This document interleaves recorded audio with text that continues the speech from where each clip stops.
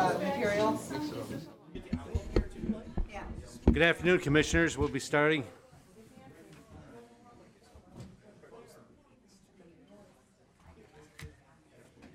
All right. First item is a Pledge of Allegiance. I pledge allegiance to the flag of the United States of America and to the republic for which it stands, one nation, under God, indivisible, with liberty and justice for all. Thank you. Need a motion to adopt the agenda. We've moved the Department of Roads up to be first on the agenda today. It's not in your printed packet, but it is on our system. So we need a motion to adopt the agenda as amended. Moved by Commissioner Sawyer, supported by Commissioner Duge. All those in favor of that, please vote in the appropriate way.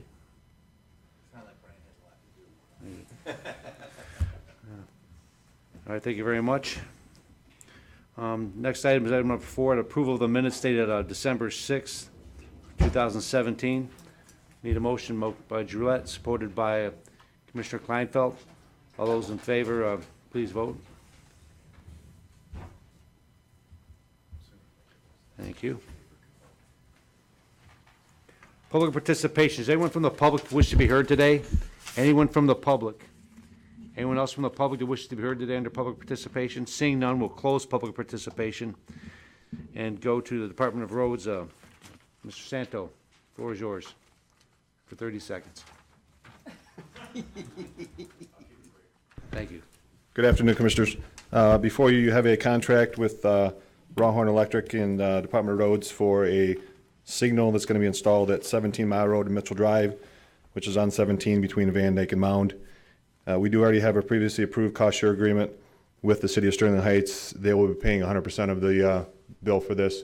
They had requested to run it through our department. So that being said, we'd look to move forward with this contract approval. Okay. Any questions on this item, Commissioners? This item will be forwarded to Finance following approval. Need a motion to approve? Forward.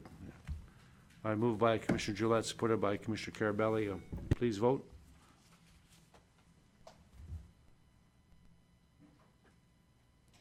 Thank you very much. You have a good afternoon. Thank you, Commissioner. Take care. Item 6 is a presentation from Macomb Community College operating millage proposal for the May 2018 election. Here's President Jim Sawyer. Thank you. Welcome. Well, good afternoon. Good afternoon. I appreciate the invitation to join you today. I last had the pleasure of presenting to the commissioners on May 10th when I joined Jim Jacobs, just to give you a broad overview of the college. I'm here today to specifically talk about our upcoming millage proposal. This past week, our Board of Trustees approved going before the voters in Macomb County with Excuse me, sir, can you turn your microphone? There's a There's a button on the microphone. Sorry. Is that better? Okay. I can hear you now. Okay, very good. Last week, our Board of Trustees approved going before the voters in Macomb County with the ballot proposal to renew our general operating millage, which expires in 2020. So that's what I'm here to talk with you about today. I wanted to just give you kind of a brief overview of the college, things I had covered back in May, but just as a reminder, we are the largest community college in Michigan, largest grant of associate's degrees, and in the top 3% in the U.S. We've got about 20,000 degrees seeking or academic students in our fall and winter terms. We have another 15,000 students who go through our workforce and continuing education programs and customized training programs. And about 85% of our students are actually Macomb County residents, and our graduates tend to live and continue to work in Macomb County as well once they graduate. The college's revenue really comes from 4 different strands, 3 primary strands and then a small strand. Our overall annual operating budget's around $135 million. And the revenue comes in from tuition, local property taxes, state appropriations, and we have a small amount that comes in through grants or our investment income. And today, the operating millage, obviously for local property taxes, accounts for 26% of our budget. So it's really a major impact on our budget. You can see over the last 16 years, the revenue sources for the college have varied greatly. Really today, from the state, our appropriation from the state continues to be less than we received in real dollars in 2002. And you can see that reflected in the red line. Our property taxes, as would be expected in the recession of 2008, 2009, we saw a significant decline in property tax revenue. And at that time is where we saw the increase in the rates that our students pay. Our tuition and fees now account for 43% of our overall revenue. And that's something our Board of Trustees is very cognizant of. We really think it's critical to try to keep an affordable tuition rate for our students. There's a few things that are really critical for the college as we go forward. Number one, we need to continue to have a wide variety of opportunities for our students. We've got over 200 different degree and certificate programs, and those are aligned with high-demand career fields, things like advanced manufacturing, information technology, healthcare, public service institute, which includes police, fire, emergency medical technicians, homeland security. Again, our programs are really designed to try to feed into where there's needs with our area employers. It's critical that we are trying to provide that skilled workforce they need. And it's also important to note that our graduates, students who actually earn an associate's degree, earn on average $11,000 more annually than folks who just have a high school diploma. So the education really does make a difference trying to get to a higher economic status or higher level employment from a wage perspective. Another important aspect for the college is our workforce and continuing education area. And this is where we're really making a difference in the economy as well, because we've trained over a couple thousand people in the last few years for jobs specifically in high-tech advanced manufacturing areas. And these are people who are coming to us for short-term training programs, getting the skills they need, and then going to work. And that it's making a difference obviously for them. It's obviously making a difference for their family, and they're contributing to the economic vitality of the community. So it's something that's very important to our core mission, the workforce training piece. We couldn't do that if we weren't very closely aligned with our employers. We spend a great deal of time trying to make sure we stay connected with them. It's paramount that our training programs meet their needs so that when folks go out in the world of work, they're able to get employed and add value to the employer right away. I talked about the criticality of affordable tuition, and it's something that we pride ourselves on. Our tuition rate right now is $100 a credit hour. It's about a quarter of what a tuition is at the other public universities in the area. Our cost of attendance, which really tries to take into all fees and other aspects of the higher education costs, again, we're a quarter of what they are at the public universities. And that's what the student sees. And that's very important that the college is able to continue to do that because, frankly, some of our students, if our tuition got too high, they simply wouldn't be able to attend. And our students are different than your traditional university student. Our students tend to go part-time.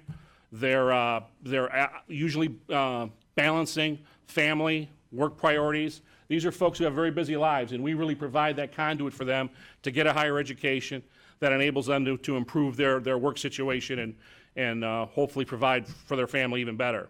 Another thing that the affordable tuition is very important for is it enables our students to graduate debt-free. And you hear a lot in the media today about the high cost of higher education, and I would argue that's typically driven by the four-year universities and the cost to attend there.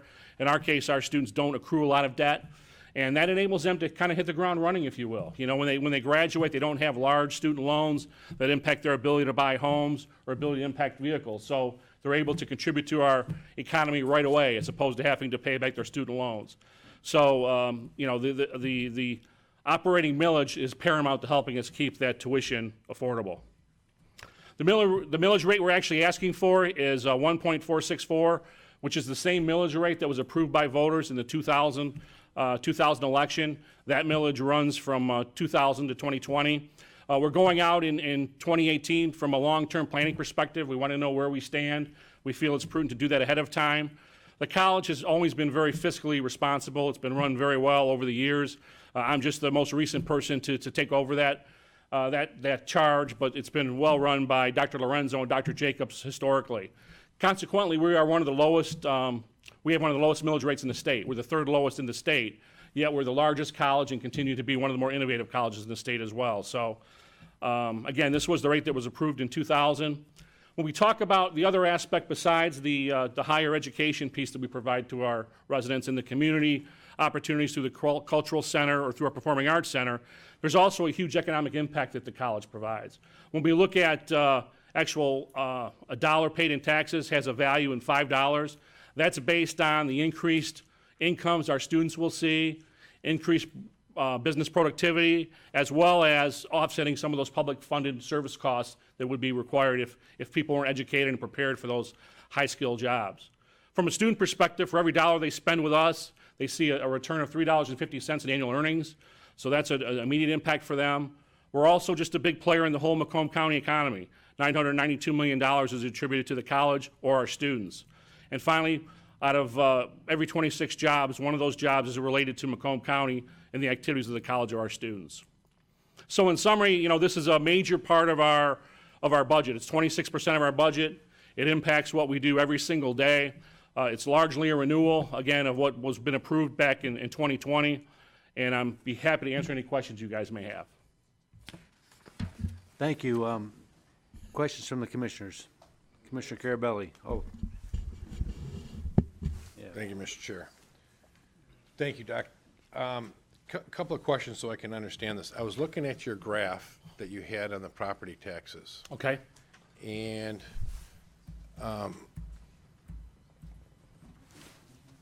when the bubble, or whatever we want to call the downturn, it looks like the property taxes just did a little dip, and then all of a sudden in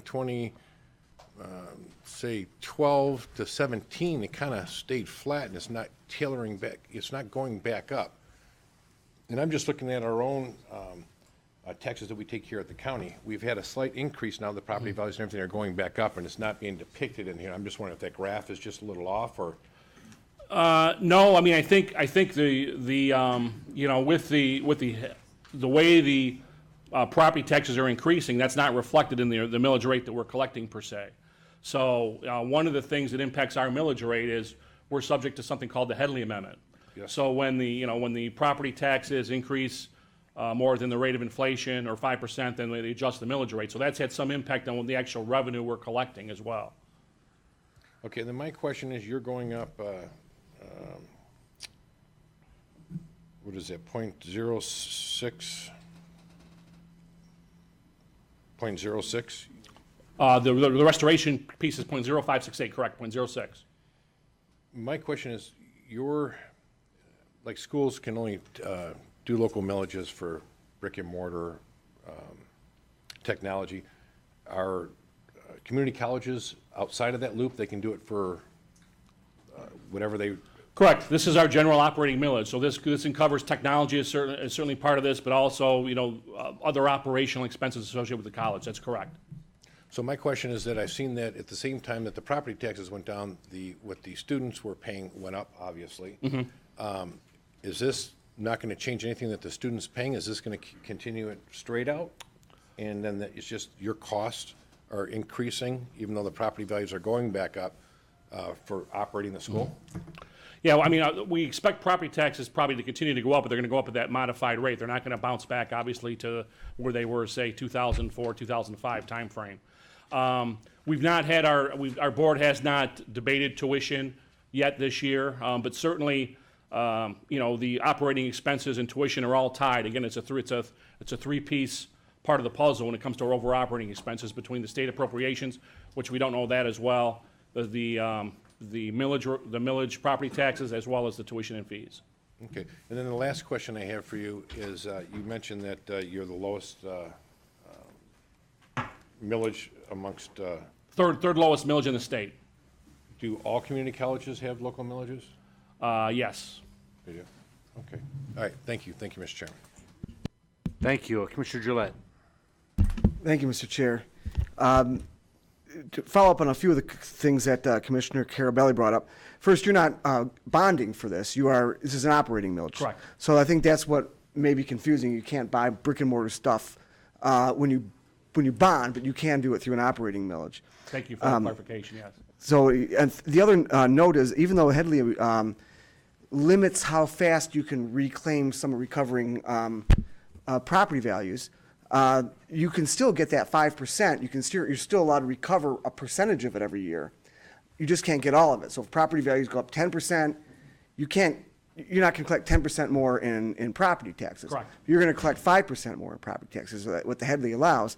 So that still should show over the last 3-4 years that blue line going up as you recover part of those increases.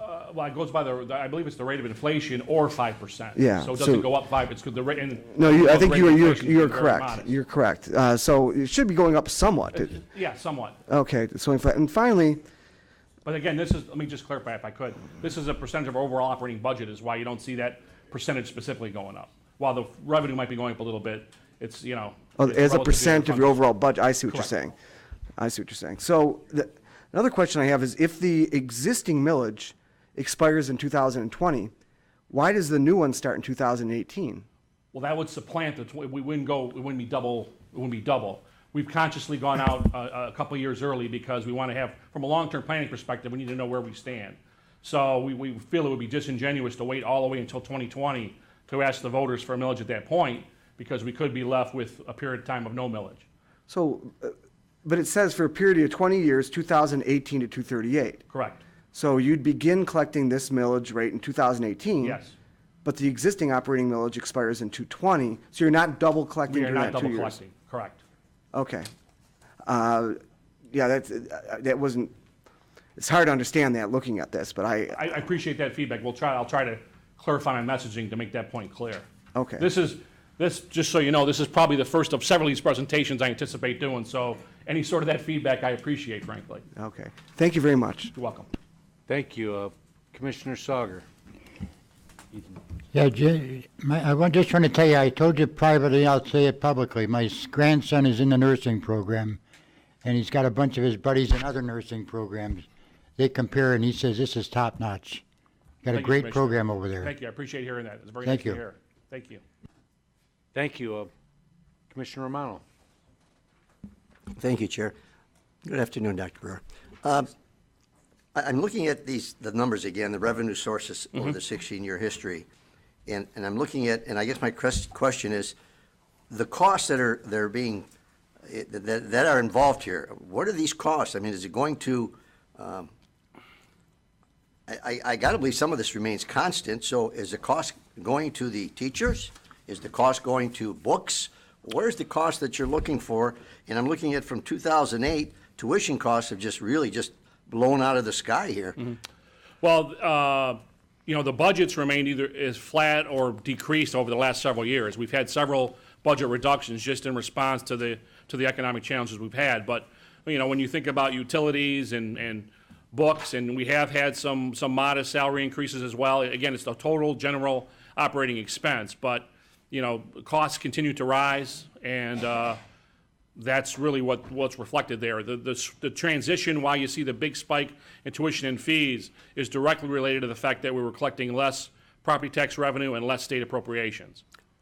Dr. Brewer, is there somewhere you can come up with numbers about what goes where and how much of it goes? Example being what goes towards the teachers, what goes towards you. I mean, something other than, I'm looking at a graph and that's all I'm looking at. Like, I don't see of the numbers. $135 million, I can tell you 77% is related to personnel expenses in some way, shape, or form. Not all salaries, but, benefits and pensions and things like that. Okay, that's what I was looking for. So 77% of the $135 million, it's gone to personnel expenses. personnel expenses. Okay, that answered my question. Thank you. You're welcome. On that subject of personnel expenses, the county's addressing long-term unfunded medical liabilities. What's the situation with the college and those unfunded liabilities many communities are facing? Yeah, currently we don't have an unfunded liability situation, but with the GASB, I forget the number, 85 I think it was, don't quote me on that, but with the last GASB ruling where we had to put the pensions on our balance sheet as well, while we're not in a deficit position, we're getting close. Okay, so you're watching that. Correct. But it's correct. not a liability. But we don't have an unfunded liability at this stage. All right, very good. Thank you. You're welcome. Commissioner Smith. Chairman Smith. Thank you. Jim, thank you for coming here and My presenting pleasure. to us today. We really appreciate that. Most of my questions were asked and answered, but I would say that just from a pure business perspective and needing to know how your funds are going to continue to come in, it does make sense to me, assuming that, not assuming, but hearing that we're not doubling up on them for 2 correct. years if it passes, but, to not put yourself in the position where at the end of this vote, you don't have this money anymore, and then what do we do then? And so it Correct. takes a lot of unnecessary planning time out of the mix by not having to worry about something like that. So I see the sense in it, and again, thanks for coming out here. Thank you, Commissioner. Thank you. Commissioner Carabelli. Thank you. Real quick, and you don't have to answer this, we can talk offline, but every 5 to 7 years, there's a talk of a four-year university. Is there any discussions on that? And again, I don't want to put you on the spot. Yeah, you're not putting me on the spot. I mean, there's no current conversations relative to us transitioning to a four-year university. As you may or may not be aware, the Community College Act prohibits, we can't just offer baccalaureate degrees. There's 4 areas in which we could offer baccalaureate degrees if we so chose: culinary arts, cement technology, energy production, and maritime technology, maritime academy. The cement and maritime academy are very special programs. Cement, there's a big plant in Alpena that was really put there for them. The maritime is specifically for Northwest Michigan College. I think there's only 6 in the country that do that. As far as the culinary or energy production, we've not seen a demand from area employers. That's the type of thing we listen to, and if there's a need expressed, we would have to evaluate that. But at this point, we're not hearing that. And as far as the 4-year overall, we're prohibited from even offering them in the other disciplines. It may not have been the Community College Act. I'm not sure what act it is, but there's whatever governs the higher education. Well, the college is set up, has negated the need for a four-year university on how it's been set up. Well, thank you, Commissioner. I should have elaborated on that. I mean, that's really the university center is really our answer to that. We currently have 12 universities who are providing about 80 programs on our center campus that are, and these range from bachelor's degree programs to master's programs to doctoral programs. So Macomb residents can finish their 4-year degree here in Macomb County. And we work very diligently at trying to foster those relationships. You know, transfer is a very important consideration for many of our students, so we try to make the best transfer agreements we can so they can transfer and take all their credits with them as they go on to our university partners. Yep. My sons graduated Macomb to Walsh. They graduated, all graduate degrees. They're doing very well for themselves, thanks to Macomb Community College, and they're debt-free. That's nice to hear. It is good to hear. Especially for you. Yeah, yeah, for sure. They're not all that way, unfortunately. Got one little girl on the west side of the state. But Robert Majek, Commissioner Majek, you're up. Thanks for coming here, Professor Sawyer. Sure. So did the Board of Trustees already approve this language for? Correct. At our board meeting last week. Okay. And another question is, the state aid has gone down a lot. Which specific part of the state aid, or what line item is that? Where does that come from the state? I'm not sure. Is that revenue sharing? Or? There's, I can't answer No? that question. I'm not sure. There is a allocation to all the community colleges. Right. And it's a one-line item to all the community colleges. Okay. The point I'm trying to make is Macomb Community College, along with Macomb County government, cities and municipalities have, over a 20-year period, had a lot less money from the state. The state is one of the worst. Michigan State government is one of the worst in the whole country when it comes back funding to our local communities, including Macomb Community College. One other question I have, and doesn't really pertain to this ballot issue here, is that I have some information here about wage distribution of Macomb County workers that I'm very concerned about, and I'm wondering if it gets lost out in the shuffle. And that's the fact that we have 135,000 people in Macomb County, workers in Macomb, making $12 or less per hour, which is like 36.5% of the entire workforce. And I'm wondering, are you familiar with that? Or what are we missing? It seems like when I go to these luncheons, business luncheons, economic forecast by Professor Jacobs, it seems like we talk about all the good stuff, which is good, in engineering and the Fortune 500 companies that we have here. But when I see a number like this, that's pretty concerning to me. And how do we identify those folks? And do we have a lot of those folks going into college? Would you care to comment on that? Well, to be honest, that's something we try to address every day. I mean, I think what that reflects is the skills gap in general that we have, where You know, the higher paying jobs require a higher level of skill or education. And it's getting folks into those programs and having folks who are earning those wages understanding that's the path that it takes. And we're very diligently trying to improve that. I mean, we've launched a program called Guided Pathways at the college, where we try to help students understand their career goals early on and try to steer them into those paths to evaluate whether that's a career they're interested in and try to steer them toward those high pay, high demand jobs. You know, that's particularly true when you take a field like IT.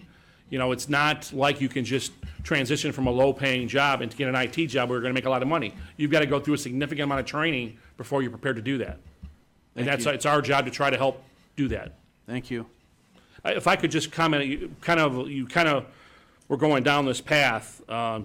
If we compare the cumulative losses from the state aid, I shouldn't say losses. This is less than was appropriated, if you will.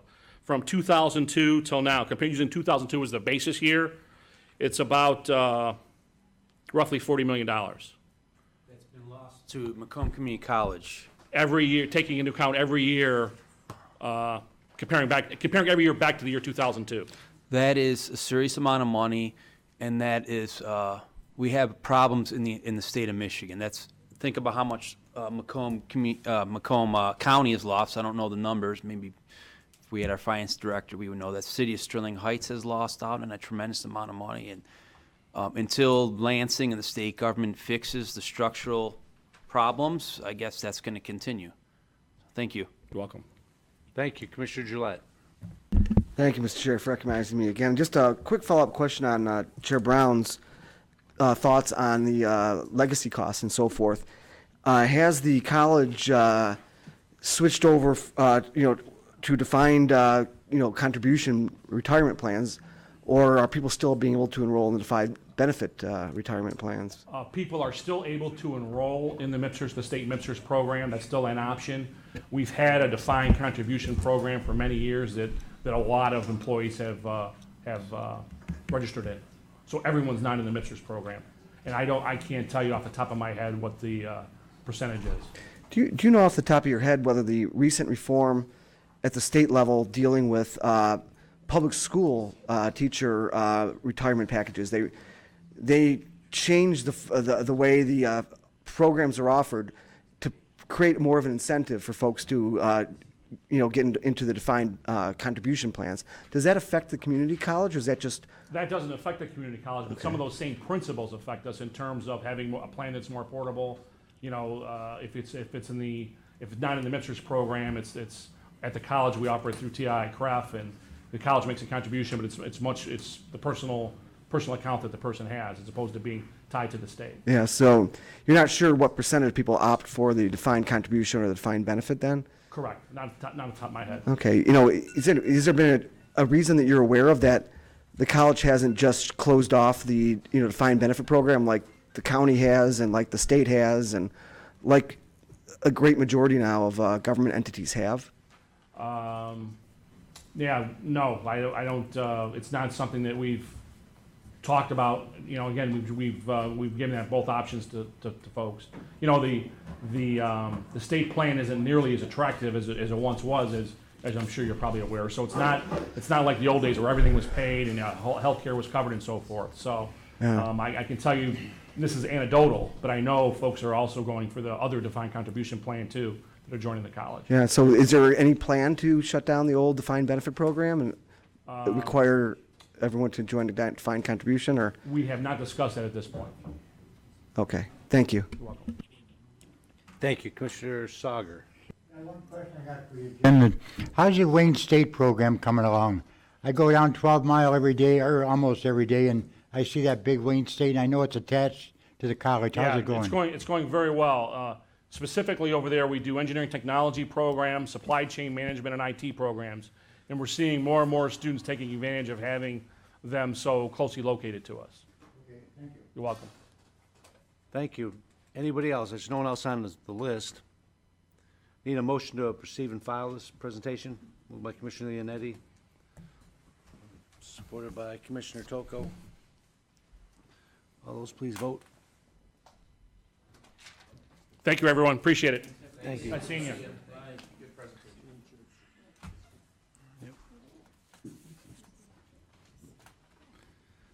All right. 6B, Macomb County Reservation Monthly Progress Report. Andy Fountain. Good afternoon, Andy. Good afternoon. And thank you very much for the opportunity to be with you this afternoon, provide you an update on the campus renovation project. We currently are, we have one active project, which is the circuit court.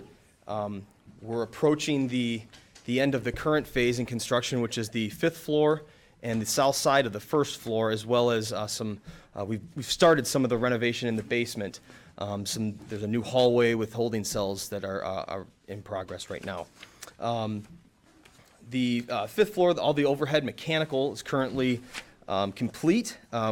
We're at, the walls are up, and the painting is at about 50% completion at this time. We're also installing hard tile in the bathrooms, and we're installing the lights, grills, registers, and diffusers in the ceiling. The basement demolition for the west tunnel, that's complete, and we've began the masonry work associated with that area in the basement. The 1st floor on the south side, the overhead mechanical, electrical, and plumbing is complete. We have all the masonry work associated with that space is complete, and we're into walls and soffit construction, about 50% complete with that. And the lobby area located it's the south side of the lobby. The overhead mechanical is complete, and we have approximately 50% of the electrical work associated with the space is complete at this time. As well as the demo of existing terrazzo and entry vestibules, that work is complete as well. Right now, for this current phase, which is the 5th floor and the south side of the 1st floor, that phase is scheduled to be complete at the end of February 26th to be exact. We have punch list, final cleaning, furniture installation, and owner move-in to follow, and owner occupancy will take place on the 23rd of March. And then we'll be on to the next phase, which is the 4th floor renovation. The other projects associated with the downtown campus renovation project are either closed out or in final stages of closeout. The county building and the administration building still have a few contracts that have not yet been closed out, but Clark Construction is working to get those closed out within the next month or so, pending resolution to these issues. The overall schedule for the program is we're still trending at the February of 19 for completion, and we're still within the budget as updated in August at $74.1 million. Any questions? Commissioner Carabelli? Thank you, Mr. Chairman. A couple of quick ones. Any major issues that we should be aware of at the court building that you guys have come across? None since my last update. So, Smoke dampers was one of the issues that I had mentioned previously, and since then we've not encountered, I should say, any other major unforeseen issues. and I apologize in advance if you've already asked this. The outside of that building itself. Yes. What's the game plan? You guys, is that incorporated in this process? I don't remember. Any scope with the exterior facade or skin of the building is not included in the campus renovation program. So that's another thing we'll visit later on, I guess. All right, thank you. Thank you. Mr. Chair. Commissioner Leonetti? Thank you, Mr. Chair. Thanks for being here. Yes, sir. The jury room looked great. I had a chance to go in there, and when the jury wasn't there, and check it out, and I thought it was excellent work, really good. And I've heard a lot of compliments that I don't know whose idea it was to move it on the first floor, but whoever's idea it was great. But you guys built a great room for them now. I give credit to Clark Construction, but Yeah, they did a great job. The question I have for you is the clerk now for the circuit court. February is the target date to have them fully operational? We'll be substantially complete with construction in February, and Okay. their move-in date will be March Okay. 23rd. Okay. I want to make sure I give you March 23rd. That's what everybody keeps asking me, so I'll tell them March 23rd. Okay, thank you. Good to see you. Thank you, Mr. Chair. Thank you. Commissioner Smith. Thanks. Chairman Smith. Andy, thanks for coming. I just have a couple questions, and they're more for my own memory on this. The completion or the Old County building, the sidewalk elevator, I don't even know what that was exactly. Was that just getting people from a lower level to the entry level, or what was, I don't even remember what that was. Sidewalk elevator was a project that was, we were looking into where it was essentially to allow product to be brought from the street level down to the basement. Okay. For the facilities and operations. Got it. We've since decided not to move forward with that project. Okay. And then the same thing for the drive-through lane. I remember the clerk talking about that, in the past and thinking that that would be a good idea at some point. Was that a monetary thing, or was that a? Yep. So we provided, Partners in Architecture provided design. An estimate was done at the time. It was determined that that was not within the allowable budget at the time to proceed with the drive-through. Do we know if the building itself was kind of prepped in general, just in case that was a reality down the line, or do you not remember? Not to my knowledge, but I can check on that and follow up with you if you'd like. Yeah, that's fine. I mean, Okay. it's not a big deal. It's just I couldn't remember talking about those two things. So thank you. Yep. Thank you. Commissioner Carabelli, do you want to speak again? No. Okay. All right. What about the basement? Basement has water issues leaking from time to time. Has that been addressed? As far as I know, that any water, I assume you're referencing the circuit court building? Yes. As far as I'm concerned, or as far as I know, that any water leaking issues is not part of this bond issue. Those are issues are being handled through the Facilities and Operations Department on an as-needed or, as-needed basis. That's fine. Okay. Any other questions? There's no, Commissioner Sawyer?